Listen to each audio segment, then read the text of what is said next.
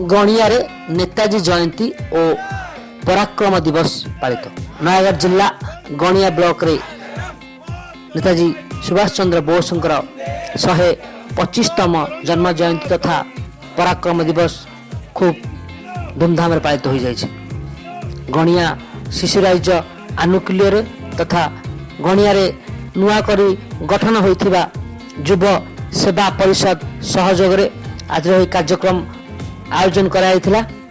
गणिया शिशुराज ठारू गणियार आडभान्स ट्यूटोरियल छात्र छात्री माने एक विशाल शोभायात्रा बाहरी गणिया बजार रे थिबा गांधी मंडप रे पुष्पमाल्य अर्पण करथिले।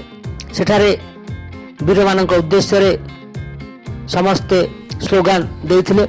पर शिशुराज परिसर रे आयोजित एक सभा रे मुख्य अतिथि भावे वरिष्ठ शिक्षाविद आईनजीवी तथा राजनैतिज्ञ तथा जड़े मंच अभिनेता श्रीयुक्त गिरीश कुमार मिश्र मुख्य अतिथि भाव जोग देथिबा बेले सम्मानित अतिथि तथा मुख्य वक्ता भावे गणियार बृहत्तम स्वेच्छासेवी अनुष्ठान गणिया उन्नयन कमिटीर संपादक आनंद चंद्र बेहेरा, नयागढ़ जिलार जड़े संगठक सुनामधन्य संगठक प्रियव्रत मिश्र एवं गणिया शिशुराजर संपादक सरोज कुमार दास मंच आसी नथिले।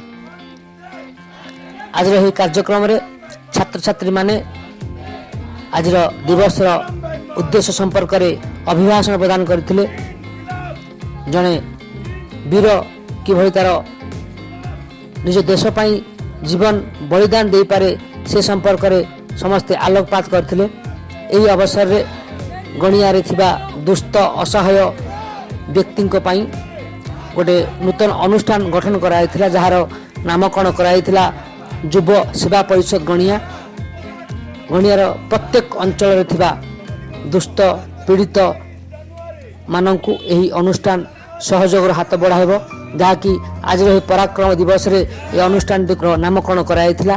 परिशेष रे छात्र छात्री माननकु विभिन्न प्रकार उद्बोधन दे आज यह कार्यक्रम को समाप्त कराइथिला।